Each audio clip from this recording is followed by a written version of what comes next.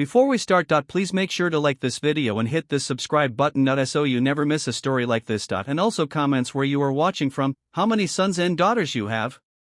Thanks. My name is Ryan Carter. I'm from Charleston, South Carolina.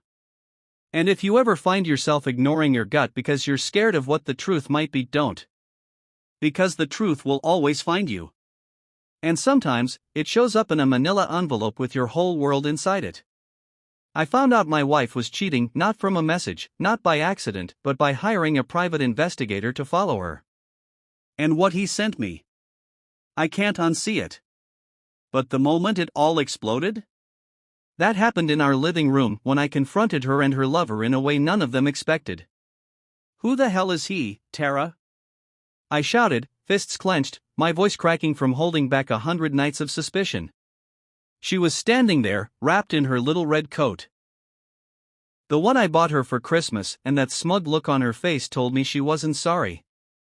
Oh, so now you're playing the victim, she shot back, tossing her keys on the counter like she hadn't just come home 3 hours late. You're always working, Ryan. You're barely even here. Don't you dare flip this on me. I stepped closer, the printed photos shaking in my hands. You think I don't recognize that hotel lobby? The guy with the stupid Rolex and the spray tan? He had his hand on your thigh, Tara. Her eyes darted toward the door. I turned. He was right there. The man from the photos. Standing in my home like he belonged there. I stepped forward. Get out. He didn't move. He looked me dead in the eye and said, I'm not going anywhere. Tara asked me to be here. I lost it. I charged, swung at his jaw, connected hard. He stumbled back into the dining table. Tara screamed. But I didn't stop. I grabbed him by the collar, slammed him against the wall. You sleep with my wife, I snarled through gritted teeth, and now you're standing in my house like some kind of savior? He spit blood. Smirked. Maybe if you were man enough, she wouldn't be looking elsewhere. That's when something inside me snapped. I punched him again, harder. My knuckles cracked. Tara tried to pull me off him, screaming my name, begging me to stop. I shoved her aside. My voice was breaking now, breaking with every hit, every word I'd swallowed for the past year. After everything I gave you.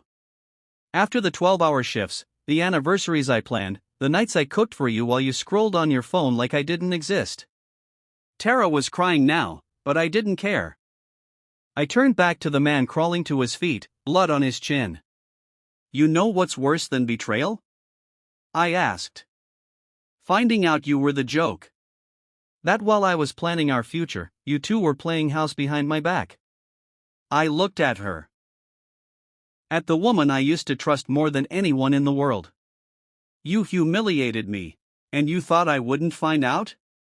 You thought I wouldn't notice the perfume that wasn't mine, the late meetings, the lies? She didn't answer. Just stared at me, eyes wide with something between guilt and disbelief. Good. Because I wasn't done. And that was just the beginning. The fight wasn't just physical. What came next shattered the lies she'd built. The photos were just the match. What I did next was the fire. If you've ever been lied to, gaslit, used by the one person you thought would never hurt you, then you need to keep watching. Because sometimes, the most dangerous man is the one who gave you every chance to be honest. Keep watching, because this isn't just a story about a marriage falling apart. It's about how I rose from betrayal, exposed the truth, and flipped the power back in my hands. If you've ever been betrayed by someone you loved, this is your story too. Don't look away. The truth starts now. The cops came 10 minutes later. A neighbor must have heard the fight, or maybe Tara called them herself once I locked both of them out of the house. I was sitting on the floor, hands still shaking, staring at the blood on my knuckles when they knocked. I didn't resist. Didn't even argue. Just told the officer exactly what happened. No, I didn't know the man personally. Yes, I hit him. No, I didn't want a lawyer. I just wanted him gone. Tara stood there silently, wrapped in that red coat like it could still protect her from what she'd done. She didn't even look at me as they cuffed the guy and pulled him toward the squad car. I watched her glance down at her phone instead, like she was waiting for someone else to come save her. Maybe that was the moment I realized I had never really known her. The woman I married, the woman I built my life around, wasn't real. She was a version of herself she played only when I was watching. The real one showed up in hotel rooms, in secret messages, in the lies she thought she buried deep enough that I'd never dig them up. But I did. And now, I had nothing but truth left to deal with. The next few days were quiet. Too quiet. She stayed with her sister. At least that's what she said. I didn't care to confirm. I changed the locks. Closed our joint accounts. Cancelled the couple's counseling appointment I had begged her to go to 3 months earlier, the one she said she was too tired for. Tired, huh? That was rich. I took the manila envelope from the PI and laid it on the dining table like a crime scene file. Inside were photos of every single place she told me she had errands to run. Malls. Rooftops. Beach resorts. Hotels. Every snapshot told the same story, her with him. Laughing. Leaning in close. Her hand on his shoulder. His lips near her neck. The kind of affection I hadn't seen from her in over a year, now captured in grainy, gut-wrenching detail. I thought I'd cry. But I didn't. I just sat there. Frozen. Numb. Like I was watching someone else's life fall apart. You want to know what betrayal really feels like? It's not dramatic, not like the movies. It's quiet. It's in the way your heart slows down instead of speeding up. It's in the questions that loop in your head like a broken record. How long? Was any of it real? Who was she with when she said she loved me? That's the part they don't talk about, how betrayal doesn't stab you once. It bleeds you slowly, memory by memory, until the person you were starts to disappear. But I wasn't about to disappear. No. I was about to rebuild, not just myself, but the narrative. Because she may have wrecked my heart, but she hadn't taken my voice. And if she thought she could just walk away and make me the villain in her story, she was in for a brutal rewrite. The first step? I booked a meeting with the PI again. Sat down across from him and asked a question I hadn't had the strength to ask earlier. Did you recognize the guy? He nodded slowly. You're not gonna like this, he said, pulling out his phone and scrolling through a folder of screenshots. But I did some digging. His name's Aaron Connors. He works in your industry. Marketing. Lives across town. And, he's not just some fling. I frowned. What do you mean? He turned his screen to me. That's her email. And that's a lease application. She's been apartment hunting. With him. Since last month. I swallowed hard. Something cold and sharp stabbed deep into my chest. She was going to leave me? I asked, voice cracking. He shrugged. Looks like she already had. I didn't go crazy. Didn't send angry messages. Didn't show up where she was staying. I let her think I was crumbling, that I'd disappear into depression or drink or shame. But behind closed doors? I was planning. Because if she wanted to be with someone else? Fine. But I was going to make sure she remembered exactly who she walked away from. Not with screams. Not with fists. With facts. With power. And I was just getting started. That was the fallout the moment I realized I'd been living in a lie. But I wasn't going to be just another broken man in a sad story. I was going to take control.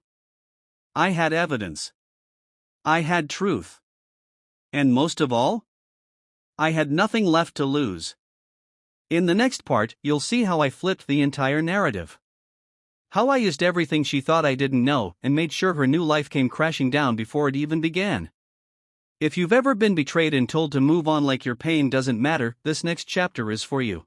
They say revenge is best served cold. I say, serve it calculated. Serve it slow. Serve it with receipts. My name is Ryan Carter, and after catching my wife cheating, I decided to stop asking why she did it and started planning what I was going to do about it. Not out of anger. Not even for closure. But because if someone turns your loyalty into a joke, you owe them one final punchline they'll never forget. I wasn't going to yell anymore. That part of me died in the living room fight. What was coming now was silence and strategy. Let's begin. I started with our shared accounts, the ones she never cared about unless she wanted something. I moved all savings into a separate holding account under my name. The lawyer I called said it was perfectly legal, especially since I had proof of infidelity. Divorce courts tend to lean a certain way when one spouse is out spending nights in hotel suites while the other is home meal prepping and paying the bills. Next. The car. I'd leased it under my name. And she'd been letting him drive it. So I called the dealership, terminated the agreement, and reported the vehicle as not in my possession. They sent a tow truck within 24 hours.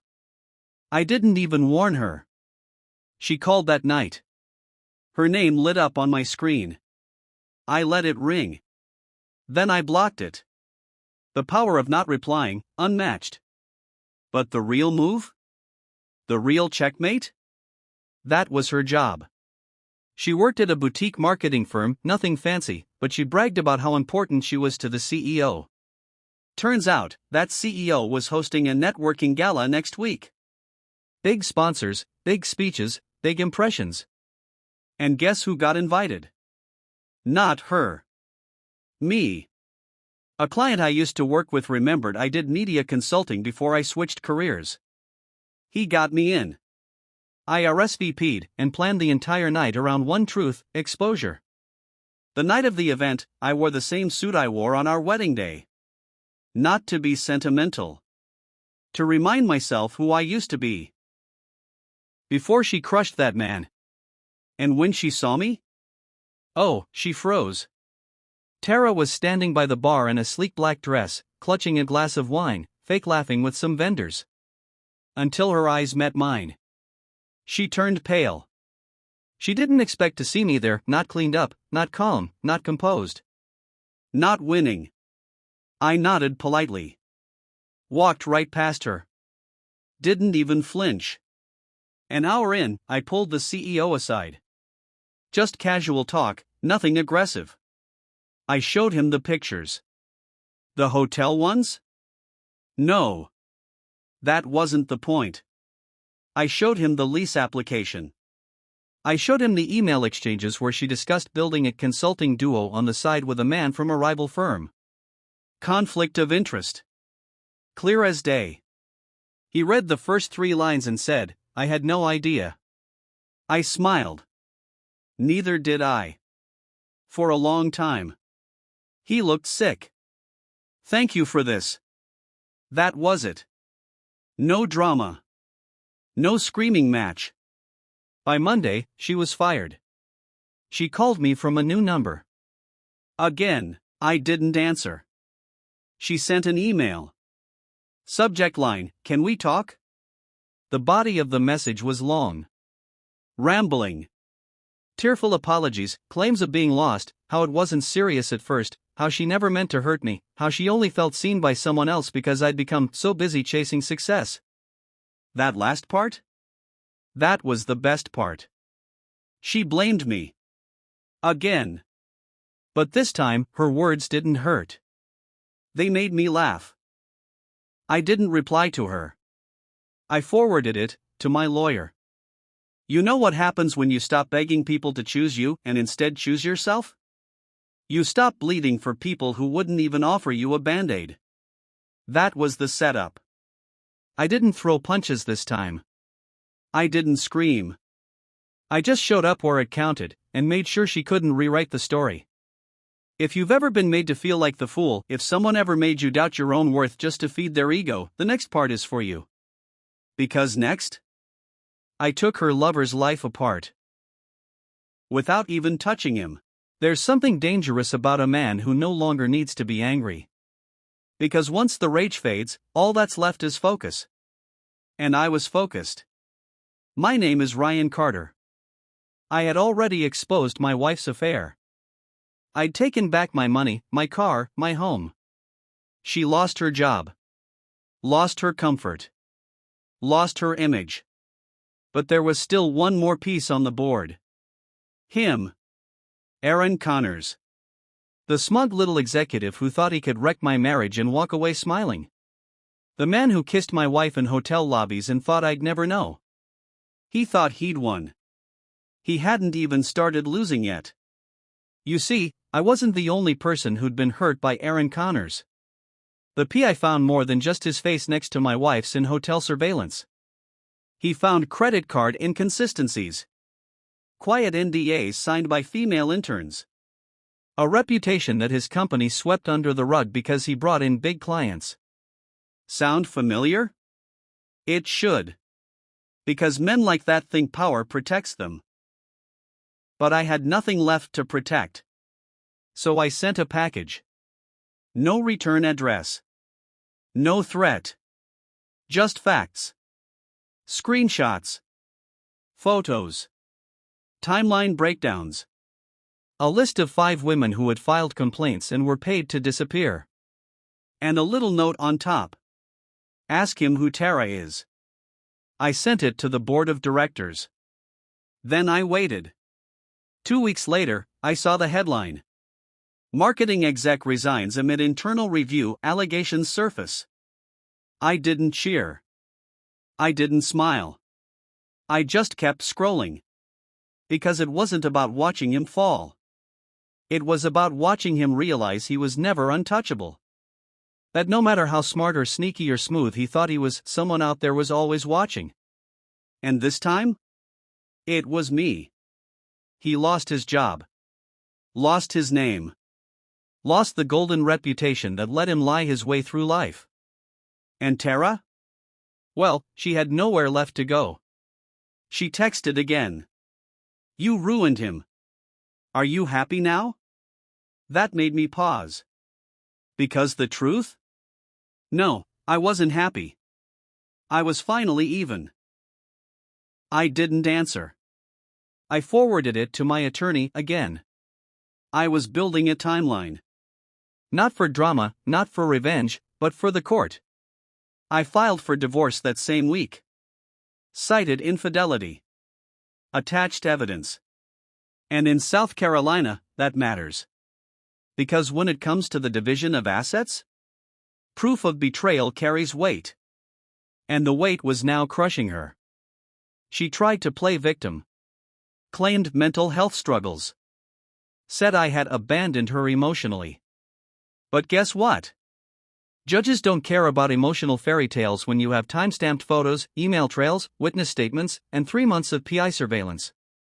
She walked into mediation thinking she could still negotiate like we were equals. She left with nothing but her clothes, her name, and a broken lease she couldn't afford without me. Her new beginning with Aaron? Dead in the water. Her support system? Gone. And me? I walked away clean.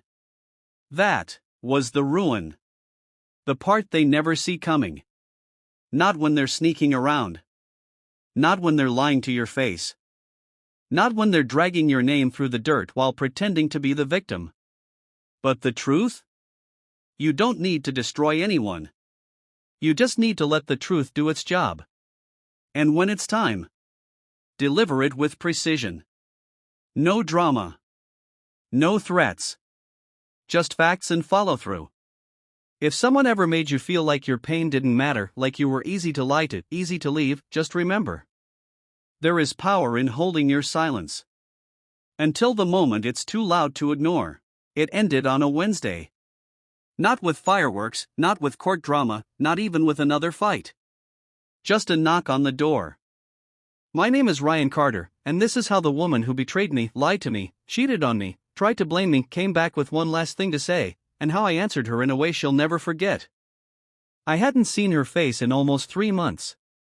Not since the divorce papers were signed and filed. Not since the mediation that left her sitting across from me in a wrinkled blazer, with nothing to offer but excuses in trembling hands. She showed up in jeans and a hoodie. Hair tied back. No makeup. No bravado. Just human. Smaller than I remembered. Quieter. Like even she wasn't sure why she'd come. I opened the door and didn't say a word. She looked up at me. Eyes red. Voice low. "Can I talk to you?" I let her in.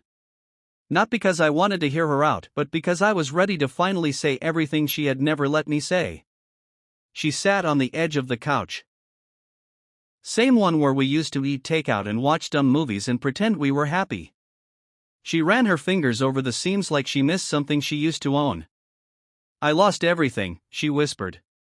"My job, my place, my reputation. Aaron's gone. His whole world burned down, and he blamed me." I raised an eyebrow. "Interesting. Wonder what caused that." She didn't laugh. Didn't even try. "I've been staying with my mom. Couldn't afford rent after they fired me." She sniffled. "You were right. About all of it. About him." Silence sat between us like a third person. Then she said the thing I never thought I'd hear. "You didn't deserve any of it." That sentence should have healed something. It didn't. It just made me realize how deep the wound had gone. Because what does it matter when the apology comes after the damage is done? After the person who promised to protect your heart is the one who smashed it? She looked at me. Tears on her cheeks now. Real ones. Or maybe just finally visible. "I just wanted to feel wanted," she said, voice cracking. "I know that's selfish. I know I messed up. But I didn't know how to come back from it. And when you went quiet, I broke." "You broke?" I said. My voice was calm. Too calm. "No, Tara. You didn't break. You chose. Over and over. You chose hotel rooms. You chose lies. You chose him. You didn't break. You just didn't think you'd get caught." She covered her mouth with her hand and sobbed. I stood there. And for the first time, I felt nothing. Not hatred. Not love. Just finality. "I was going to tell you," she said through her tears. "Eventually." I nodded. "Right. After the new lease. After the new job. After you figured out if he was better than me. You weren't sorry. You were waiting to upgrade." She didn't argue. Because she knew I was right. And then came the real reason she was here. "Do you think we could ever? I mean, maybe not now. But down the road. Start over?" I stared at her. That was the moment. The final moment. The moment I knew I'd won, not because I'd ruined her, not because I'd taken everything back, but because I felt no desire to take her with me into the next chapter. She was looking at me like I was still the man who used to cook her breakfast, used to massage her shoulders after work, used to wait up just to ask how her day went. And I was. But that version of me? He was dead. She buried him the moment she chose silence over truth. "No," I said. That one word, it hit harder than any fight we'd ever had. "You don't come back from this, Tara. Not with me. I gave you everything. I loved you when you were hard to love. I believed in you when I didn't even believe in myself. You weren't just unfaithful. You were ungrateful. And I'm done loving people who only see my value after someone else breaks them." She stood up. Tears running, hands shaking. "So that's it?" "That's it." She started to say something else. But I opened the door. Not angrily. Just done. She paused in the doorway. "You really changed." I nodded. No. You did that. And I closed the door. That was the exit. Not the explosive kind. Not the dramatic storm out. Just the truth, quiet, brutal, and final. She thought she could come back once the fire she lit burned her, too. But by then, I had rebuilt. And there wasn't space for her in the new foundation. To anyone who's been betrayed and blamed for it. To anyone who's been called too cold for finally protecting their peace. To anyone who's waited for an apology that came too late. You don't need their closure. You just need to close the door. If you've ever loved someone who lied right to your face. If you've ever been told your pain didn't matter. If you've ever had to rebuild after someone wrecked you. Just know this. You are not weak for walking away. You are strong for knowing when not to look back. Like, share, and send this to someone who needs to hear it today. Because sometimes, letting go isn't the end. It's the beginning.